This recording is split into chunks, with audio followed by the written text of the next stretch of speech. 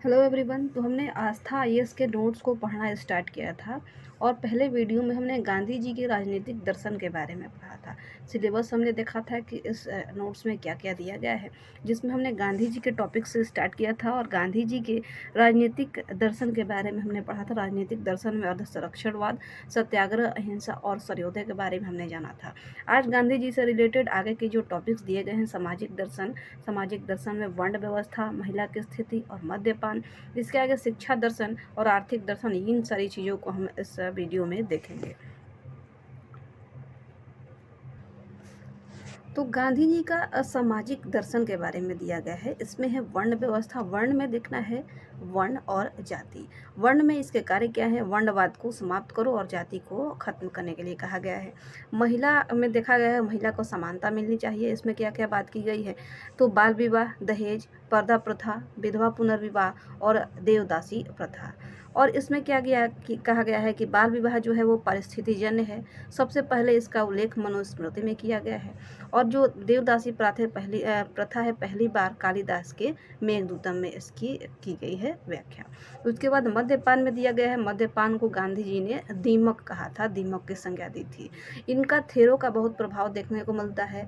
व्यवहारिक आदर्शवादी और थेरो का संश्लेषण विधि का गांधी जी जो थे वो इसका इस्तेमाल करते थे। गुप्त काल के नारद स्मृति और बृहस्पति स्मृति में विधवाओं की दयनीय स्थिति के बारे में दिया गया है। साइड में दिया गया है कि वर्तमान के मद्यपान के बुराइयों के लिए गांधीयन थॉट से कोरिलेट करके उत्तर लिखना आवश्यक है। तो अगर वर्तमान में मद्यपान से रिलेटेड क्वेश्चन आता है तो उसे आप गांधीयन थॉट से कोरिलेट करके आंसर लिखेंगे। महिला समानता जो है महिला समानता सर्वोदय माना गया था, सर्वोत्तम माना गया था। 1921 में तिलक फंड जो कि 1 करोड़ रुपए था, यह तिलक फंड क्या था? तो गांधी जी जो थे 1921 में बाल गंगाधर तिलक के नाम पर क्या किया था कि तिलक स्वराज फंड की स्थापना की थी और पूरे देश में उस फंड में उदारतापूर्वक दान देने की अपील की गई थी गांधी जी के द्वारा। तो तिलक की 1921 की जो उनके लिए क्या कहा गया था कि तिलक के नाम पर ही तिलक स्वराज फंड की स्थापना की गई थी और उसमें 1 करोड़ रुपए एकत्रित करने का लक्ष्य रखा गया था। तो 1921 में तिलक फंड और 1 करोड़ रुपए इसका भी जिक्र कर देना अपना आंसर लिखते समय। पर्दा प्रथा जो है पहली बार कालिदास के अभिज्ञान संकुतलम में इसको देखने को मिला था और विधवा विवाह को ऋग्वेद में पुरक्यू कहा गया है। अब गांधी जी का सामाजिक दर्शन। तो गांधी जी के अनुसार मनुष्य जो है क्या है? एक सामाजिक प्राणी है और उसका विकास केवल समाज एवं समुदाय में रहकर ही संभव है। मनुष्य का विकास जो है वो कहाँ संभव है? तो समाज एवं समुदाय के अंदर रहकर ही संभव है। समाज से कटकर न तो वह अपना समुचित विकास ही कर सकता है और न ही जीवन यापन कर सकता है। गांधी जी चाहते थे कि सर्वप्रथम एक व्यक्ति अपने आप में सुधार लाए, तभी वह समाज में सुधार ला सकता है। तो ये इंट्रोडक्शन हो गया गांधी जी के सामाजिक दर्शन के बारे में। गांधी जी एक व्यवहारिक आदर्शवादी थे। उन्होंने सामाजिक सुधार के लिए थेरो के संश्लेषण अवधारणा का अंगीकरण किया। कहीं कहीं जो वर्ड लिखे गए हैं थोड़ा सा अस्पष्ट है, इस वजह से पढ़ने में मेरे से कुछ मिस्टेक हो सकता है। तो गांधी जी एक व्यवहारिक आदर्शवादी थे। उन्होंने सामाजिक सुधार के लिए थेरो के संश्लेषण अवधारणा का अंगीकरण किया था। गांधी जी भारतीय समाज की वर्ण व्यवस्था के समर्थक थे।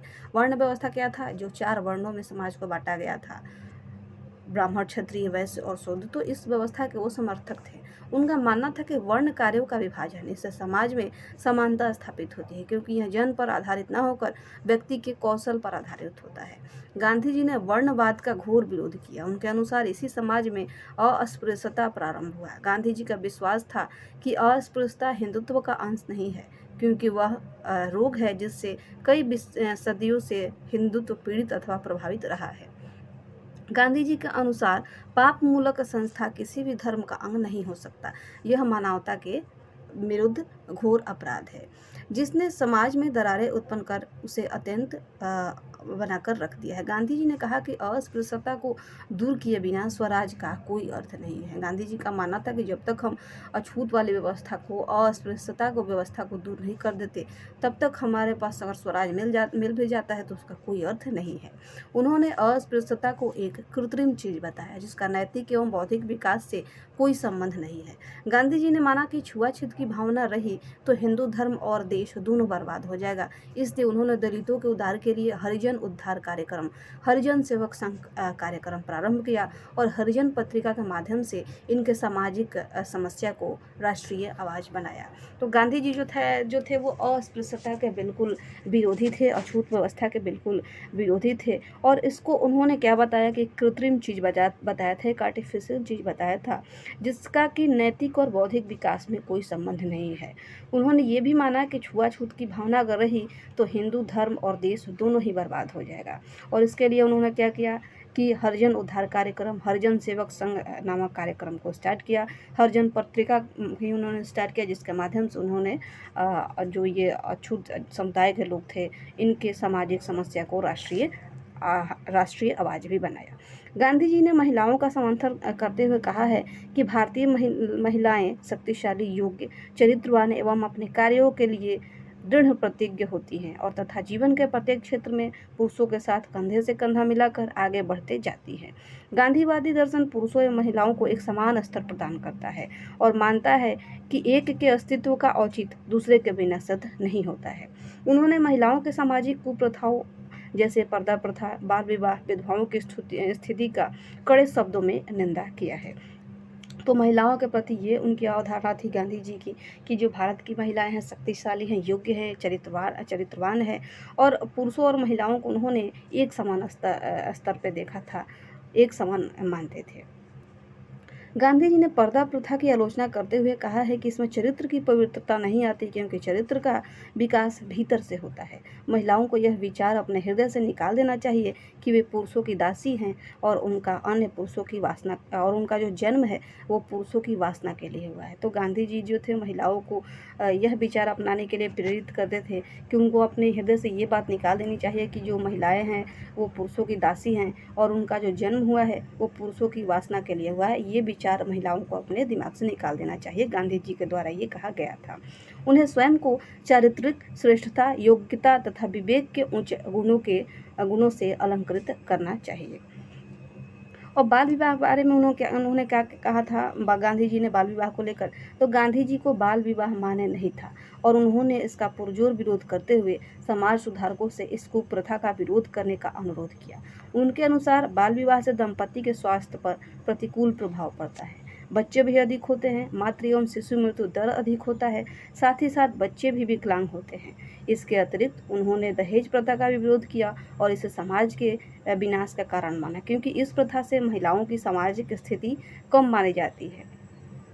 गांधी जी ने साहसीपूर्ण ढंग तरीके से ये वैवाहिक संबंध स्थापित करने की वकालत की। तो गांधी जी के बारे में बाल विवाह और दहेज प्रथा को लेकर क्या विचार था ये हमने देखा। अब दिया गया है गांधी जी के बारे में कि उनका जो सोच था वो विधवा पुनर्विवाह के बारे में क्या था। तो गांधी जी ने विधवा पुनर्विवाह का पर्याप्त समर्थन किया। उनके अनुसार स्वेच्छा से विधवा बने रहना हिंदू धर्म का वरदान है किंतु जबरन विधवा अभिशाप है। गांधी जी मानते थे कि अगर आप स्वेच्छा से कोई विधवा बने रहना चाहता है तो हिंदू धर्म का ये वरदान है, लेकिन जबरन किसी को विधवा अगर बना के रखा जाता है तो ये एक अभिशाप के समान है। उन्होंने विधवाओं को पुनर्विवाह की अनुमति के लिए पुरजोर वकालत की। उन्होंने देवदासी प्रथा का कड़ा विरोध करते हुए देवदासियों से आह्वान किया कि उन्हें चरखा काटने एवं खादी कपड़े बुनने जैसे कार्य करते हुए अपना जीवन प्रतिष्ठापूर्वक व्यतीत करना चाहिए। गांधी जी ने शराब, भांग, गांजा, ताड़ी, अफीम एवं अन्य दूसरे प्रकार के नशों के सेवन के घोर विरोधी थे। इस कारण एक व्यक्ति के स्वयं के शरीर की बर्बादी के साथ साथ पूरा परिवार विनाश के कगार पर पहुंच जाता है। उन्होंने स्पष्ट कहा कि पढ़े लिखे शिक्षित पियक्कड़ की जगह मैं चाहूँगा कि भारत के बच्चे निरक्षर रहें और समझदारी से पेश आएँ। वह मानते थे कि अवकारी राजस्व प्राप्ति एक अनैतिक, पापयुक्त एवं भद्दा साधन है। वे चाहते थे कि पूरे देश में मद्यपान निषेध किया जाए। इसके लिए गांधी जी ने गांधी-इरविन समझौते में एक शर्त रखा था कि हमारे स्वयंसेवकों को नशीली पदार्थों के दुकानों पर शांतिपूर्ण रूप से स्वयं सेवकों को धरना देने का अधिकार दिया जाए। तो तो ये गांधी जी के बारे में उनकी सामाजिक दर्शन क्या था, महिला को लेकर, बाल विवाह को लेकर, दहेज प्रथा को लेकर, विधवा पुनर्विवाह को लेकर, ये सब दिया गया है। अब गांधी जी का शिक्षा एवं आर्थिक दर्शन के बारे में दिया गया है। तो शिक्षा और आर्थिक दर्शन में अगर देखें तो शरीर से क्या किया जाना चाहिए, व्यायाम, आत्मा से नैतिकता और मस्तिष्क से साक्षरता प्राप्त करनी चाहिए और इन तीनों का विकास एक साथ करना चाहिए। मैं काल की उपयोगितावादी के बारे में दिया गया है। बिंगम का कहना था कि अधिकतम सुख में ही सबका सुख है। भारत में उपयोगितावादी अपनाया गया, व्यवहारवादी नहीं। डिप्रेशन थ्योरी में शिक्षा का प्रसार जो है वो नैतिकता विहीन है। तो ये सारी चीज़ इसमें आगे पढ़ने को हमें मिलेगा। 1813 में दिया गया कि भारत में आधुनिक शिक्षा का प्रारंभ हुई। 1835 में आंग्ल प्राच्य शिक्षा, जिसका कि माध्यम अंग्रेजी रखा गया। मैकाले की घोषणा के अनुसार 1835 में क्या किया गया था कि जो भी शिक्षा का माध्यम है उसे अंग्रेजी बनाया गया था। अब शिक्षा एवं आर्थिक, तो शिक्षा शरीर से व्यायाम और आत्मा से नैतिकता, ये आज के समय में अगर देखेंगे तो ये गायब हो गया है। मस्तिष्क से हमें क्या करनी चाहिए, तो साक्षरता प्राप्त करनी चाहिए। मातृभाषा में शिक्षा का समर्थन, यौन शिक्षा के समर्थक, हस्त उत्पादित शिक्षा को विकास करना, लघु और कुटीर उद्योग को बढ़ावा देना। तो गांधी जी ये चाहते थे कि मातृभाषा में शिक्षा ली जाए। यौन शिक्षा के वो समर्थक थे कि युवाओं को यौन शिक्षा के बारे में बताया जाना चाहिए। हस्त उत्पादित शिक्षा को विकसित करना चाहिए और लघु और कुटीर उद्योग को बढ़ावा देना चाहिए। गांधी जी के लिए शिक्षा से आश्रय शरीर, आत्मा एवं मस्तिष्क का सर्वांगीण विकास है। उनका मानना था कि साक्षरता शिक्षा का कोई आदि एवं अंत नहीं है, यह केवल माध्यम है जिससे हम मनुष्यों को सिर्फ शिक्षित कर सकते हैं। उनका विचार था कि बच्चों को प्रारंभ से ही हस्तशिल्प की शिक्षा प्रदान की जानी चाहिए, जिससे वे आगे चलकर आत्मनिर्भर बन सके। उनका मानना था कि वास्तविक शिक्षा वह है जो आत्म विकास में सहायक होता है, अर्थात शारीरिक अंगों के कुशल प्रयोग से ही आत्मविश्वास आता है। इसलिए शिक्षा में व्यायाम होना आवश्यक है। आध्यात्मिक या नैतिक शिक्षा में गांधी जी का तात्पर्य था हृदय को संवेदनशील बनाना। गांधी जी मानते थे कि मस्तिष्क एवं आत्मा का उच्चतम विकास शैक्षणिक व्यवस्था से ही संभव है। इसलिए गांधी जी ने शिक्षा के लिए निम्न बिंदु सामने रखे। राज्य शिक्षा का जितना प्रयोग करता है उसके लिए भुगतान अवश्य करें। गांधी जी उस समस्त उच्चतर शिक्षा के विरोधी थे जिसका भुगतान करना पड़ता था। तो वे ऐसे उच्चतर शिक्षा के विरोधी थे जिसके लिए लोगों को भुगतान करना पड़े। उनका यह दृढ़ विश्वास था कि हमारे विश्वविद्यालय में शिक्षा पर किया जाने वाला व्यय निरर्थक है, क्योंकि इसका परिणाम शिक्षित बेरोजगारी है।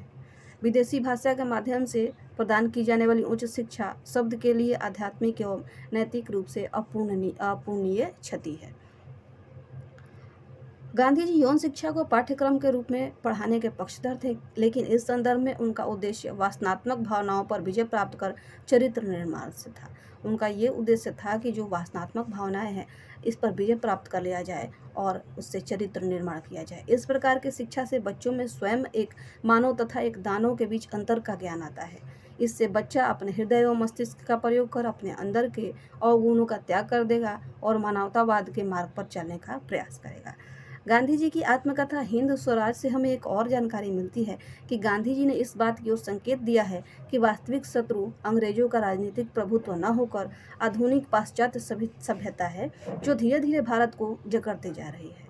उनकी धारणा थी कि जो भारतीय पाश्चात्य पद्धति से शिक्षित हुए, जैसे कि वकील, डॉक्टर, अध्यापक और पूंजीपति, ने आधुनिक तौर तरीकों को फैलाकर भारत की प्राचीन धरोहर को नष्ट कर रहे हैं। तो गांधी जी का मानना था कि जो हमारी इस बात की ओर वो संकेत देते हैं अपने हिंद स्वराज से, जो वास्तविक हमारे शत्रु हैं वो राजनीतिक प्रभुत्व, अंग्रेजों का राजनीतिक प्रभुत्व नहीं है, बल्कि जो आधुनिक पाश्चात्य सभ्यता है जो धीरे धीरे भारत को जकड़ते जा रही है। जो भारतीय पाश्चात्य पद्धति से जो शिक्षित हुए वो क्या कर रहे थे कि आधुनिक तौर तरीके को फैलाकर भारत की जो प्राचीन अपनी धरोहर है उसे नष्ट कर रहे थे।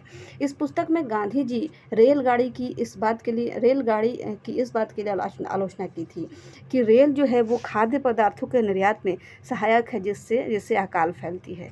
स्वराज और स्वशासन को उन्होंने जीवन की ऐसी स्थिति मानी जो तभी स्थायी रह सकता है जब कि भारतीय अपने परंपरागत सभ्यता का अनुसरण करे। गांधी जी ने आगे कहा कि भारतीय की मुक्ति इसी में है कि उन्होंने जो 50 वर्षों में सीखा है उन्हें भुला दे। रेलगाड़ी, डाक, तार, अस्पताल, वकील, डॉक्टर और इस प्रकार के सब आधुनिक वस्तुओं को भूल जाना होगा।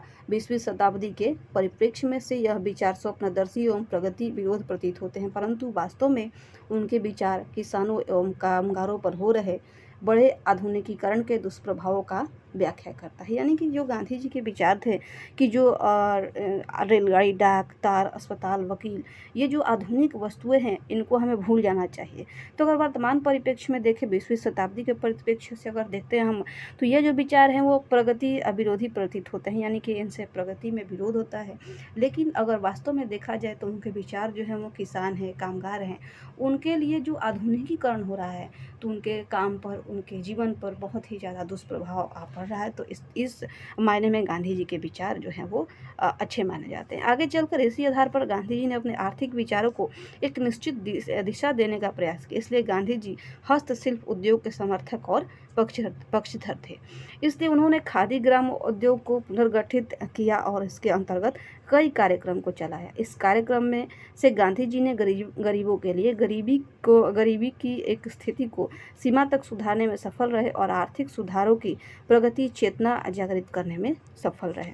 तो गांधी जी का ये चैप्टर जो था इस नोट से समाप्त हुआ। नेक्स्ट चैप्टर दिया गया है जो है वो गांधी जी का विरोधाभास। तो गांधी जी का विरोधाभास, इसको भी हम देख ही लेते हैं, बहुत ही कम ही दिया गया है इसमें। तो इसमें दिया गया है अहिंसा से संबंधित असहयोग आंदोलन में, सविनय अवज्ञा आंदोलन में और भारत छोड़ो आंदोलन में। तो सेना भर्ती में जाने के लिए युवाओं से अपील किया गया था। असहयोग आंदोलन में चोरा चोरी जो मृत्यु को स्वीकार लेकिन हिंसा नहीं। तो चोरा चोरी के विरोध में कुछ विरोधाभास दिया गया है इनके दर्शन के बारे में कि इनका जो दर्शन था, इनका जो सोच था, इन सब मामलों में जो था वो गलत था। तो अहिंसा में दिया गया है कि सेना भर्ती में जाने के लिए युवाओं से इन्होंने अपील की थी। असहयोग आंदोलन के समय जो चोरा चोरी की घटना हुई थी, इसमें उन्होंने कहा था कि मृत्यु स्वीकार है लेकिन हिंसा नहीं। सविनय अवज्ञा आंदोलन में बम्बई, कराची अधिवेशन, चटगांव शस्त्रागार, पेशावर, तो ये सारे घटनाएं हैं जो गांधी जी के दर्शन का विरोधाभास दिखाते हैं। लोकप्रिय आंदोलन और गांधी जी का दृष्टिकोण, सिद्धांत, नेता, लक्ष्य और कार्यक्रम। किसी समूह या वर्ण अपने कष्ट के निवारण के लिए आंदोलन या विद्रोह करता है, जैसे कि संथाल विद्रोह। लोकप्रिय आंदोलन का था असहयोग, बरौनी टोपी लूटकांड। जहाँ जहाँ गांधी नहीं पहुँचा वहाँ गांधीवाद पहुँचा है और यही रहस्यवाद है। तो गांधी जी के दर्शन का विरोधाभास इतना ही है। नेक्स्ट जो है टॉपिक वो है पंडित जवाहरलाल नेहरू, जिनके दर्शन के बारे में हम नेक्स्ट वीडियो में पढ़ेंगे। इस वीडियो में हमने गांधी जी से संबंधित जो भी दिया गया था इस नोट्स में उसको हमने ख़त्म किया। तो यहाँ तक वीडियो देखने के लिए आपका बहुत बहुत धन्यवाद।